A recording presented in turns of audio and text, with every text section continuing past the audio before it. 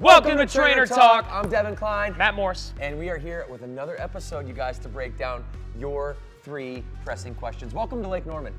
Different environment. Yeah. We are actually in a big location. Flagship. This is where it all goes down. Yep. It's the biggest location in the country. We still hold that top spot. All right, well, we have 3 questions for you guys today that we're gonna cover. Matt, what are they? Question number 1, should I take rest days? I feel like this question, more than any other question from members we talk to on the road, is should I take rest days? Question 2, why does my trainer ask me to do half to full reps? Why not just full reps? And the last question we also hear about, and you guys are gonna get the answer to this today, is organic really better for you? Number 1.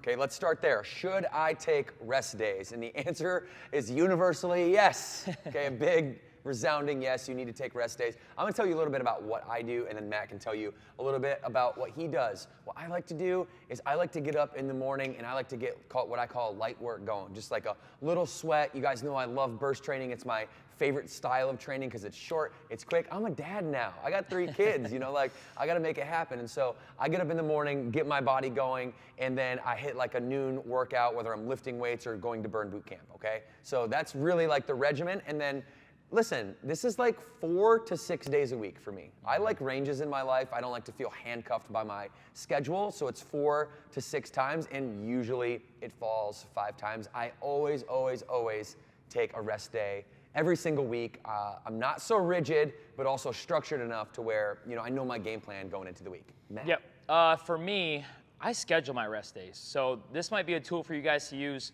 no matter what in my week. Devin, 4 to 6 is usually the range I go to, but I make sure my rest day is on Wednesday and on Sunday, no matter what. I don't care if protocol on Wednesday, I really like it. I'm taking a rest day halfway through the week, and I'm taking a rest day on Sunday no matter what. That way I don't have to guess on which days I'm gonna rest. Also, this question really should determine where you are in your fitness journey. So just starting out, if tomorrow was my first day working out, I'm not gonna be working out 6 days a week because that first day workout's gonna be really hard. I'm gonna be really sore, and 6 days a week might put you in your bed for the next month. So again, as you get more advanced, you might take less rest days, but again, if you're just starting out, have those rest days so you can continue to get better, see those results, and then you can work out more and more as you go. So there's one rule that I like to add to this because this comes from the world of science, the great world of science, and you start to atrophy, meaning that you start to naturally go through the muscle losing process about 72 hours without lifting. And it's very slow until you reach a certain age, and then it exponentially increases your atrophy. But it is a fact that if you don't lift weights, then you're atrophying, you're losing muscle all the time. Okay, you do not want to end up 90 years old and not being able to walk around, all right, and having no posture. And you've seen this before, how people that don't develop their musculature will end up being usually bent over and actually start to get shorter as they get older. So you need to know that that's coming, all right? We're all going to 0, by the way. You're not going to stay young forever. So let's make sure that we lift weights, build our muscle, and when you take rest days, you're right. We at Burn, it's 3 and 3. Okay, 3 strength days and 3 cardio days. All right. Conditioning. Yep. Like Matt said, our advanced members, they're going to come 6 days a week and then take that rest day. All right. It's not like the traditional boot camp where we're going to do like a bunch of burpees every day and do a full body sprint conditioning type outdoor workout. I mean, look around. I mean, you see like all of these weights over here. Come on over here real quick. Look at all of these weights that we have. It's 95s, you guys, all the way down to 10s. And, we'll mix that up with agility ladders, and we'll mix that up with battle ropes and jump ropes and cones and hurdles. So it's that true strength and conditioning style workout. Now, we don't have barbells.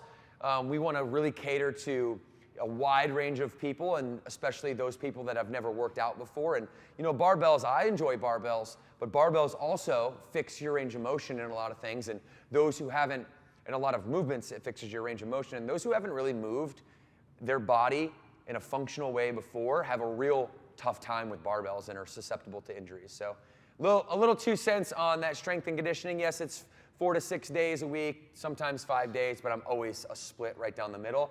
And the protocol will rarely, just for a nice pop of enthusiasm or fun, mix a little strength and conditioning together. The last thing I want to talk about rest days, guys, is you're probably asking, well, do I need to eat less on my rest days? And actually, you probably should be eating a little bit more on your rest days, especially if they're scheduled and especially if your body's feeling really, really run down. Calories are the medicine for that body to recover properly. So I know it's like you're playing mental gymnastics in your brain on those rest days. You're like, okay, I'm not working out today, I'm gonna eat less. Okay, you're actually doing yourself a disservice for your next workout. So on those rest days, try and eat a little bit more protein, a little bit more carbs, and then going into your next workout, you'll feel a little bit better coming out of that rest day. So, I love it. Yep, don't eat less, eat a little bit more on those rest days. This man lives off protein and squats. That's his two. That's Matt's favorite things. Put it on a t-shirt, baby. Put it on a t-shirt. Squats and protein. Yep. Question 2. Why does my trainer make me do half to full reps? Why not just full range of motion reps? And what we're going to demonstrate here is I'm going to put the boss man to work. Oh yeah, baby. All right. I'm down for some action. Devin loves a hex press. Okay, and this is what we're going to demo here. First of all, a hex press. These weights are going to be together. Okay. The short answer, a half to full, is to intensify the exercise. Specifically, if I know Devin can lift a lot more than 40 pounds for a hex press. All right. So if he was just doing full range of motion reps, just up and down, these are pretty easy, walk in the park. But if I want to intensify his rep without changing the weight, I can make him go all the way down, come up halfway, go back down again, and then into a full rep. So it's kind of like 2 reps in one. And again, the short answer is to intensify. It's also your trainer, get through those plateaus. All right, sometimes we need to change the intensifier, not just full range of motion reps, but put those half to full reps. Put those pause reps in there to get through that weight. And then next time Devin goes to these full range of motion hex press, he's probably might be lifting 70s. Okay, so it's again to intensify the rep, but also to help you break through any plateaus on a specific exercise and just to spice it up a little bit, right? So very spicy. Yep, very spicy. Okay, so, I'll add one thing to that. So, all right, so methods of training at Burn Bootcamp. Let me just break it down. That was perfect, by the way. Give you a little context, guys. So the methods of training work like this. Form over everything. Yes. We want you guys to be safe, right? It's no fun if you're like sitting on the bench. You can't be productive if you're on the bench not playing. So we want you to play. We want you to be on the floor. So it's form over everything.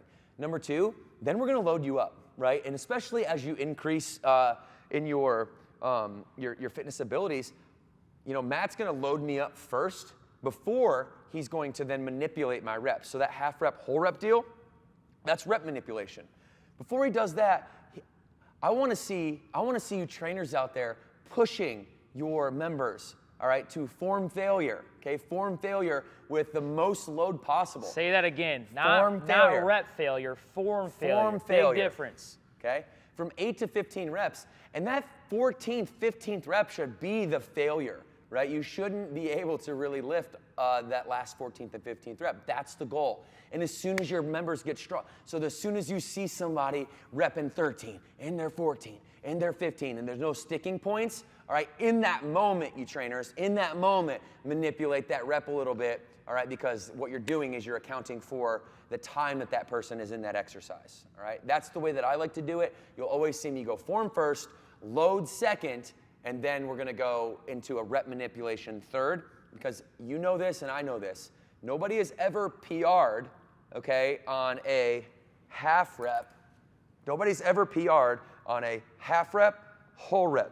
Nobody measures that, okay? And I don't think it's an appropriate thing to measure because it's only meant to get you the muscle taxed in the moment, okay? It's not the normal progression to go right to rep manipulation. So I want you all the way down and all the way up through the full range of motion and load it up, baby. Load it up till there's no more reps or no more weight to go, all right? And then you can start to manipulate those reps. Yes. Beautifully said. Okay, we always like to throw a nutritional question in here, and again, this question probably gets asked more than any other question because you hear it in the media, you hear it on Instagram, Facebook. Is organic really better for you? The answer is it depends, okay? So there's this, what's the group, Matt? The environmental... EWG. Environmental Working Group. The Environmental Working Group comes out with a list, and they have been for a long time, called the Clean 15 and the Dirty Dozen, okay? The Clean 15 is basically the 15 vegetables that you can eat without buying organic, and then the Dirty Dozen are the 12 fruits and vegetables that you definitely want to avoid, right? And buy organic because they got pesticides all up in them. So Matt's got the list here, and I actually first found out about this when I was very first getting started in a focus meeting. Somebody said, is organic really better? And my answer was, I have no idea. I don't know. That's like, okay I don't to know say. if you should spend more money on this or not, because that's really what you're asking, right? Should I spend my hard-earned money on this extra, $2.50, per, bag of whatever, whatever fruit or vegetable? And the answer is it depends. And I think the best thing that you could do is look at the Dirty Dozen, the Clean 15. It gets updated every single year. Matt's going to go through it, maybe show you a screenshot or two. But yeah, that's what we live by. Yep, so the Dirty Dozen, again, Devan talked about it, has the most amount of pesticides on these fruits and vegetables, and also it's because the outside of it, it's thin. So the pesticides are gonna penetrate the inside of the fruit and vegetables. So number 1, strawberries. Number 2, spinach. Number 3, kale. Number 4, nectarines. Number 5, apples. Number 6, grapes. Number 7, bell and hot peppers. Number 8 is cherries. Number 9 is peaches. 10 is pears. 11 is celery, and that 12th one is tomatoes. So if you are spending your money in the grocery store not buying organic of these 12, I would think about it. If you can budget it within your budget to spend a little bit more on these Dirty Dozens, I would buy organic for those 12. Yeah, for sure. I mean, you can just do the research on how harmful some of these pesticides are that do get sprayed on all of our crops and agriculture, really.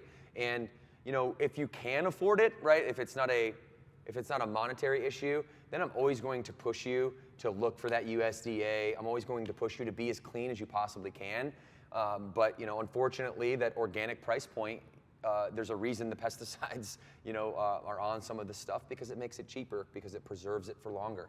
And so, yeah, we definitely want to make sure that we are taking a look at our health overall and deciding based on, your lifestyle and based on your past history and what you may or may not be prone to from a genetic standpoint. You really want to take a look and say, is the food that I'm eating serving my body? Right? We get this one life, this one body. It is your temple, and you need to make sure that all the things that you're putting inside of it, that A, you're educated, you know where they come from, right? And that you do get curious and ask questions like, is organic really better for me?